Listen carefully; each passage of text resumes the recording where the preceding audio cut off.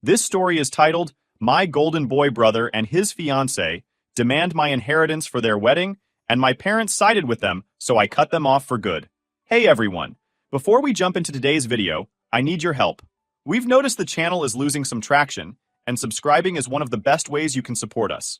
It's quick, free, and it helps us keep bringing you awesome content. Your support means the world. Let's keep this channel growing together. Thanks so much. Now let's start the video. Hola people. It feels weird posting here for the first time. Honestly, I never thought I'd be typing something like this out, but I don't even know what to do anymore. It's a family thing, and it's eating me up inside. I'm hoping you guys can give me a reality check. Okay, so I'm Mia. I'm 27, female, and I'm the oldest in my family. We're a middle-class bunch. Nothing fancy, but always had enough to get by. My parents, Anna and Robert, have run this cute little bakery for over 20 years. It's kind of a staple in our small town. Growing up, we weren't rich or anything, but we always had what we needed. My parents worked hard, and they taught me and my younger brother, the golden boy, Jake, he's 25 male, to do the same. Just for background's sake, growing up, it was no secret that Jake was the golden boy of the family.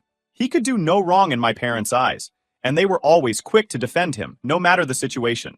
Whether it was getting a pass for slacking off in school or being showered with praise for the bare minimum, Jake was the center of their attention. Honestly, I didn't mind much. I wasn't the type to crave the spotlight. I preferred doing my own thing, staying out of the drama, and focusing on my own goals. If Jake needed to be the star, he could have it. It never really mattered to me, until now. Here's where the story really starts. 5 years ago, my granddad passed away. It was rough. He and I were close. When his will was read, I found out he'd left me a trust fund. It wasn't some multi-millionaire jackpot or anything, but it was a decent chunk of money. Enough that it could really change my life if I used it right. The thing is, there were strings attached. I can't access it until I turn 30. And even then, it's only for specific things like buying a house or going back to school.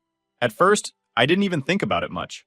I'm not really the kind of person to spend recklessly, so I figured I'd just let it sit there until I needed it. My plan was to either use it for a small apartment in the city or to start my own business. Something that's been a dream of mine for years.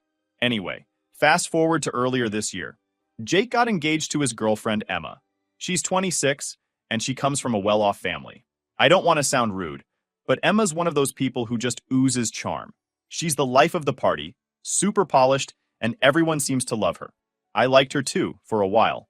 But then things started getting weird. It was a family dinner a couple of months ago. We were all sitting around the table, and out of nowhere, Emma brings up my trust fund. She said it in this bubbly, casual way, but it caught me off guard. She asked what I was planning to do with all that money when I could finally access it. I mumbled something about maybe buying an apartment or starting a business. Am I the only one who thinks that's a personal thing? I mean, what else was I supposed to say? Emma gave me this big smile and said, "Wow, that's so lucky. You know, Jake and I could really use some help with the wedding, or maybe even a down payment on a house." Jake chuckled awkwardly, like he wasn't sure if she was serious. I laughed too, thinking it was a joke. But then she just kept staring at me, like she was waiting for me to agree. It was so awkward. My parents jumped in and said something about how the money was mine, and it wasn't really up for discussion. That seemed to end it, for the night at least. After that dinner, though, I couldn't shake the weird vibe. It felt like Emma had planted a seed, and I had no idea how much it was about to grow. Over the next few weeks, every time we had a family gathering, Emma would find a way to bring it up again. She was never super direct, but her comments got more pointed. Like, she'd say things like, "It's so amazing you have that kind of opportunity, Mia. It's just so rare to see someone in a position to really help their family." At first, I'd just let it slide. I'd change the subject or laugh it away, but she wouldn't stop. It wasn't just Emma either. Jake, at first, didn't say anything about it, but then he started making comments too. They were subtle, but I could tell he was on her side. He'd say stuff like, "I mean, it's not like you're using the money right now." I get why Emma's bringing it up. I tried talking to my parents about it, hoping they'd step in and set some boundaries. But their reaction surprised me. Instead of shutting it down, my mom said something like, "You know, Emma just wants to feel like part of the family. She's not trying to be pushy." Who said she's pushy? I hadn't even used that word yet. But yeah, that's exactly what it felt like. At this point, I started feeling cornered. I didn't want to cause drama, but I also wasn't about to hand over money that wasn't even accessible yet. Plus, I had my own plans for it. Still, I figured if I stayed calm and stuck to my guns, this would blow over. Suddenly, Emma decided to bluntly tell me her thoughts. In case I didn't understand her thoughts, she pulled me aside at another family dinner. This time, she wasn't even trying to be subtle. She said, "Mia, I really think you should reconsider what you're doing with that money. Helping Jake and me would be such a meaningful way to show your support for the family. Don't you think it's kind of selfish to hold on to it when you're not even using it?" I was shocked by her boldness. I don't think anyone's ever called me selfish before, especially not to my face. I told her, as calmly as I could, that the money wasn't even available yet, and that I had my own plans for it when the time came. She just stared at me like I'd slapped her. Then she said, "I guess I misunderstood what kind of person you are." Jake called me the next day to apologize, but it didn't feel genuine. He said something about Emma being stressed with the wedding and how she didn't mean to come across so strong. But then he added, "She's not wrong, though. You are in a position to help, and it wouldn't hurt to think about it." At this point, I was starting to feel like I was the crazy one. Was I being selfish? Was I blowing this out of proportion? I decided to talk to some close friends about it, and they assured me I wasn't in the wrong. But that didn't make it any easier to deal with. This whole thing was starting to weigh on me. It wasn't just the comments or the awkward conversations. It was the feeling that my family wasn't on my side. My parents, who I'd always thought would back me no matter what, seemed more interested in keeping the peace than standing up for me. I started to realize that this wasn't going away anytime soon. Emma wasn't the kind of person to take no for an answer, and Jake was clearly on board with whatever she wanted. My parents? They were stuck in the middle, trying to smooth things over without actually addressing the problem. I actually have no idea how far this would go, but one thing was clear. I'm not backing down. Am I overreacting? Tell me what you guys think. Update 1 point. Hola, amigos. I didn't think I'd be back so soon, but things have gotten worse. Like, a lot worse. I feel like I'm stuck in this ridiculous situation with no way out. Anyway, here's what's been happening since I last posted. So, after that awkward conversation with Emma where she called me selfish, I started to notice a change in how people acted around me. It wasn't anything super obvious at first, but there was definitely a shift. At family gatherings, Emma would give me these tight little smiles, and Jake started acting distant. My parents were still trying to play peacemakers, but even they seemed off. Then Emma started getting bolder. She began this habit of cornering me at family events, always with the same topic, my trust fund.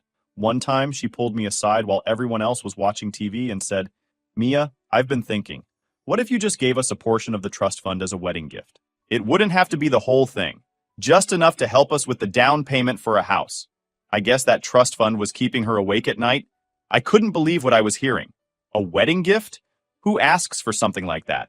I told her no, again, and explained as politely as I could that the trust fund wasn't even accessible yet, and even if it were, I had my own plans for it. She gave me this look like I'd just told her I hated puppies. "You know," she said, "I thought you cared about your family. Jake and I are starting our life together, and this could make such a big difference for us. It's not like you need the money right now." I was floored. The entitlement was unreal. I walked away without saying anything else, but the whole interaction left me feeling so drained. But it didn't stop there. Over the next few weeks, Emma started getting more creative. She began framing the whole thing as a way to bring the family closer together. At one point, she even suggested that my giving them the money would be an investment in the family's future. I couldn't help but laugh at how ridiculous that sounded. An investment? Like I was supposed to bankroll their life and expect what, dividends? What made it worse was how Jake was slowly being pulled into her way of thinking. He wasn't outright demanding the money, not yet anyway, but he started saying stuff like, "Mia, you're in such a good position. You could really make a difference here." It felt like he was testing the waters, seeing how much he could push before I lost my shit. I tried bringing it up with my parents again, hoping they'd step in, but when I told them what Emma had been saying, their response shocked me. "Well," my mom said, "Emma just wants to feel like part of the family. And you know, Jake has always had it a little harder than you financially." I couldn't believe what I was hearing. Harder than me? We grew up in the same house, with the same parents, and went to the same schools. The only difference was that I'd worked hard to save money and plan for my future, while Jake didn't. My dad chimed in with, "I'm not saying you should do it, Mia, but maybe just think about it. Sometimes keeping the peace is more important than being right." Keeping the peace? Was that seriously their priority here? I started to realize that this wasn't just about Emma anymore. My parents were enabling her behavior, whether they realized it or not. The final blow came a few weeks later when Emma and Jake invited me out for lunch. I figured it was just a casual sibling catch-up, but as soon as I sat down, I knew I'd walked into a trap. After some small talk about their wedding plans, Emma leaned in and said, "Mia, we've been thinking. What if you gave us half of the trust fund? That way, you'd still have plenty left for your own plans, and we could start our life together without all this stress." Half. She actually said half. I told her as calmly as I could that the trust fund wasn't even mine to access yet, and that even if it were, I had no intention of giving away any of it. That's when Emma's tone shifted. She started talking about how I was hoarding money that could be used to help the whole family, and how it wasn't fair for me to keep it all to myself. Jake jumped in saying, "I see your point, Mia, but Emma's not wrong. This could really change things for us. You're in such a good position to help." It felt like they were ganging up on me, and I left the lunch feeling completely drained. A few days later, my parents called me over for what they called a family meeting. I walked in to find Jake and Emma already there, looking smug. My parents started talking about how they just wanted to resolve the tension and keep the family together. Then my dad said, "Mia, maybe it's time to consider giving them a portion of the trust. It doesn't have to be half, but something to show your support." I couldn't believe what I was hearing. My own parents were pressuring me to give up my inheritance just to keep Emma happy. I told them no, firmly this time, and walked out. Since then, things have only gotten worse. Emma's been talking to extended family, telling them her version of the story. Now I'm getting calls and texts from aunts, uncles, and even cousins I haven't spoken to in years, all telling me I'm being selfish and that I should do the right thing. I feel like I'm losing my mind here. Is this really happening? How did my entire family get sucked into this? I don't know what to do anymore. I've tried setting boundaries, but no one seems to respect them. I'm starting to think I need to take some kind of legal action, but the idea of going that far against my own family makes me feel sick. Anyway, that's where I'm at right now. I just needed to get this off my chest. Thanks for reading, and if anyone has advice, I'm all ears. Update 2: Hey Reddit, back again. I'm not sure how many updates this will take, but I'm barely holding it together. What's worse is I've realized this isn't just Emma anymore. My entire family seems to be falling apart over this trust fund drama. So, after that disastrous lunch with Jake and Emma, where they asked for half of the trust fund, I thought maybe things would calm down. I'd made it as clear as possible that the money wasn't even accessible yet, and that I wasn't giving them any of it. I was frustrated, but I figured I could just wait for the dust to settle. Then, my parents called. My dad asked if I could come over because they wanted to have a chat. He said it in that calm, almost too friendly tone that instantly set off my internal alarm. I asked if this was about Jake and Emma, and my mom said, "Not exactly, but it's important." Against my better judgment, I agreed. When I walked into their house, the first thing I saw was Jake and Emma sitting on the couch. They looked like they were ready for a business meeting, both sitting up straight with fake smiles plastered on their faces. My mom gestured for me to sit, and I realized this wasn't just a casual talk. This was some sort of intervention. It started off light. My dad asked how I was doing, how work was going, all the usual small talk. But it didn't take long for the real reason I was there to come out. My mom started by saying, "Mia, we've all been feeling a lot of tension lately, and we just want to find a way to resolve it." I knew where this was going. I looked over at Jake and Emma gave me one of her signature tight-lipped smiles. My dad chimed in. "We think it would be best if we could come to some sort of compromise." "Compromise?" I asked, already annoyed. "What exactly are you suggesting?" Jake leaned forward, looking as uncomfortable as I've ever seen him. "Look, Mia, we know you've got your own plans for the trust fund, and we respect that. But Emma and I are in a really tough spot right now.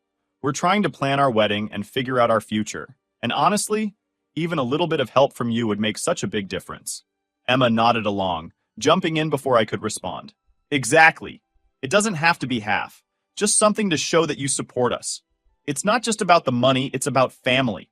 That word, family, was starting to feel like a weapon they were using against me. I took a deep breath and tried to keep my voice steady. "I've said this a million times, and I'll say it again. The trust fund isn't even available yet. And even if it were, I have my own plans for it. I'm not giving it away." My dad shifted in his seat, clearly uncomfortable. "Mia, we're not saying you have to give them half or anything drastic, but maybe consider helping them out with a small portion. It could go a long way in easing the tension in the family." I stared at him, shocked. "So what? I'm supposed to just give them money I don't even have access to yet, just to ease tension? How is this my responsibility?" Jake sighed like he was exhausted from dealing with me. "It's not just about the money, Mia. It's about showing that you care. You're in such a good position right now, and this could really help us start our life together. I looked over at Emma, who was sitting there with this smug expression, like she'd already won. This isn't fair, I said, trying to keep my voice calm. I've worked hard to plan for my future, and this money is part of that. Why should I have to give it up just because you two decided to get married? Emma's smile faded. It's not about fairness, Mia. It's about family. Jake and I are trying to build something here, and you have the means to help us. It wouldn't even hurt you to give just a little. My mom jumped in, her voice soft but no less frustrating. Mia, I think what Emma is trying to say is that this could be a way to bring the family closer together. Sometimes it's better to compromise than to hold on so tightly to something. I couldn't believe what I was hearing. My own parents, who had always been so supportive of me, were now siding with Emma. I'm not holding on to it tightly. My frustration finally breaks through. I'm following the rules of the trust fund, and I have my own goals for it. Why is that so hard for everyone to understand? There was a long silence. Then Emma spoke again, her voice icy. You know, Mia, I think the real issue here is that you're not willing to put the family first. Jake and I have always supported you, and now that we need help, you're shutting us out. It's really disappointing. I stood up, unable to take it anymore. I'm not shutting anyone out. I'm just not giving you what you want. And that doesn't make me selfish or a bad sister. It's my money, my decision, and I'm done having this conversation. My dad tried to stop me as I headed for the door. Mia, wait, don't leave like this. We just want to find a solution that works for everyone. I turned back to look at them. You mean a solution that works for Jake and Emma? Because that's all this meeting was about.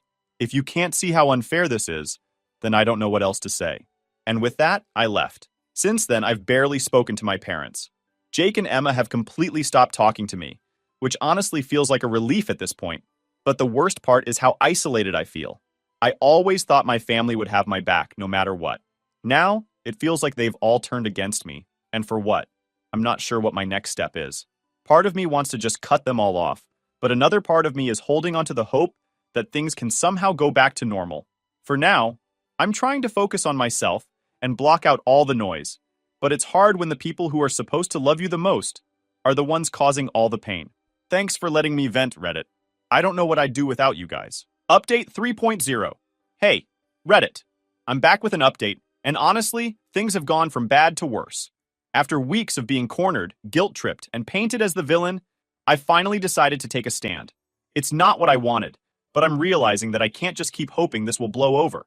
So, after that last family meeting, I spent a few days trying to process everything. The phone calls, the texts, and the side eyes from family members were nonstop. It felt like every day someone new was chiming in, telling me I was selfish or that I needed to think about what's really important. No one seemed to care that this trust fund wasn't even accessible yet, or that it had clear restrictions. All they saw was a pot of money, and they wanted me to hand it over.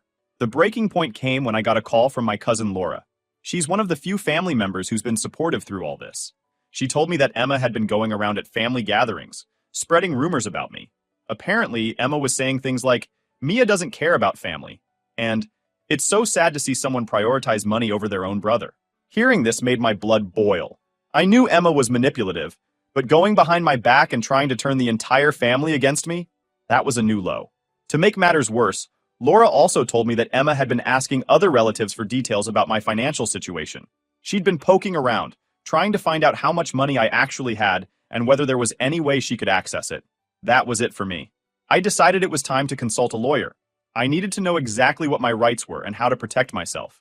So I booked an appointment with a local attorney who specializes in estate law. When I explained the situation to her, she was shocked. She told me that what Emma was doing, pressuring me, spreading rumors, and digging into my finances, could be considered harassment. She assured me that the trust fund was ironclad, and that no one but me would have access to it when the time came. Hearing that was a relief, but it didn't solve the immediate problem. My lawyer advised me to start documenting everything: texts, emails, conversations, anything that could show a pattern of harassment or manipulation. She also suggested that I issue a cease and desist letter if things didn't calm down soon. I spent the next few days going through my phone and saving every message I could find. The texts from Emma, the guilt-tripping calls from Jake, even the passive-aggressive comments from my mom, all of it went into a folder. It felt weird, like I was building a case against my own family. But at this point, I didn't know what else to do. Meanwhile, Emma wasn't slowing down. She started posting vague updates on social media about selfish relatives and family drama. She didn't mention me by name, but it was obvious who she was talking about. Some of the comments were downright nasty, and I started getting messages from people I hadn't talked to in years, asking what was going on. It wasn't just online either. Emma started bringing her campaign into the real world. One of my coworkers pulled me aside at work one day and said, "Hey, just so you know, someone's been asking questions about you. They called HR pretending to be a family member and wanted to know your salary and financial situation." I was horrified. I had no proof it was Emma, but who else could it be? The timing and context were just too coincidental. That night, I called my lawyer again. I told her everything about the social media posts, the phone calls, and the attempt to snoop into my finances. She told me it was time to send a cease and desist letter. The letter was firm but professional. It outlined all the ways Emma's behavior was inappropriate and warned her to stop immediately. It also made it clear that any further harassment could result in legal action. I felt a little sick sending it, to be honest. I didn't want to escalate things, but Emma wasn't giving me a choice. Within days, Jake called me, furious. He said, "What the hell, Mia? You sent a legal letter to my fiancé? Do you know how embarrassing this is for us?" I tried to stay calm. "Jake, I had no choice. Emma has been harassing me for weeks, and I can't take it anymore. She's crossed so many lines." Jake didn't see it that way. He accused me of taking things too far and said I was overreacting. "She's just trying to make you see her side, Mia. This is about family, not money." I told him, if it's really about family, then why is Emma going behind my back, spreading lies, and trying to dig into my finances? That's not what family does. The call ended with Jake saying he needed time to cool off. Since then, things have been quieter, but the tension is still there. Emma stopped posting on social media, and I haven't heard from her directly. But my parents? They're furious with me for involving a lawyer. My mom said, "You didn't need to make this a legal matter, Mia. You could have just talked to us." I reminded her that I did talk to them multiple times, and they did nothing. But of course, that didn't change her mind. Right now, I'm focusing on protecting myself. I've got everything documented, and my lawyer is on standby in case Emma tries anything else. It's not the resolution I wanted, but at least I feel like I have some control again. I just wish my family could see how much this is hurting me. Thanks for reading, Reddit. I'll keep you updated if anything else happens. Update 4. Como estas, guys? I'm back with another update just like I promised you. Things unfolded in the least way I expected. Funny how sometimes life exposes people without you even trying. So, here goes. The cease and desist letter did what it was supposed to do. At first, Emma went quiet, and the vague, passive-aggressive posts on social media stopped. For a few days, it felt like things might actually calm down. But of course, it wasn't that simple. My parents and Jake made sure the tension didn't go away. It started with my mom calling me again, her voice sharp and exasperated. "Mia, do you have any idea how much damage that letter caused? Emma's humiliated, and now the whole family thinks we're falling apart." "Mom," I said, already exhausted, "Emma has been harassing me for weeks. She tried to turn everyone against me, dug into my financial situation, and wouldn't take no for an answer. What else was I supposed to do?" Her response? "You could have handled it better. Sending legal letters to family? That's not how we solve problems." I hung up, realizing for the 100th time that my parents weren't going to see my side. No matter what Emma did, they seemed determined to blame me for escalating things. A few days later, everything blew up in a way none of us could have expected. Jake accidentally sent a group text meant only for Emma to a family chat that included me, our parents, and a couple of cousins. The messages? They exposed everything. In the first text, he wrote to Emma, "I found the messages you sent to your friends about Mia and the trust fund. Are you serious? You've been bragging about securing the bag this whole time?" Then came the screenshots he'd attached, messages Emma had sent to someone else, gloating about how she was banking on my parents to wear me down. One of the messages read, "Don't worry. Robert and Anna will push Mia into giving me the money. She's too soft to hold out forever." Another screenshot showed Emma mocking me, saying, "Mia's so focused on her little business dreams that she doesn't even realize how selfish she's being. This money should have been split between the family from the start." Jake's follow-up text to Emma hit even harder. "I can't believe you've been manipulating everyone, including me, just to get your hands on money that isn't yours. This stops now." When those messages and screenshots appeared in the family chat, the silence was deafening. Seconds later, Jake realized his mistake and sent, "Oh no, this wasn't supposed to go here. I'm so sorry," but it was too late. The group chat exploded. My mom was the first to respond, writing, "Emma, what is this? Is this true?" My dad quickly followed with, "Emma, you told us you were trying to work things out peacefully. Were you lying to us this whole time? Emma scrambled to defend herself, replying, "These are being taken completely out of context. I was venting to friends about how stressful everything has been with the wedding. You've all misunderstood." But no one seemed to buy it. Not this time. Jake didn't say anything else in the chat, but the damage was done. Later that evening, Jake called me, his voice shaky. "Mia, I'm so sorry. I was going to confront Emma privately, but I accidentally sent those messages to everyone. I didn't mean for you to find out like this." "Jake," I said, my frustration bubbling just below the surface. "Why didn't you say something sooner? You've been defending her for months while she's been doing this behind everyone's back." "I didn't know how bad it was until recently," he admitted.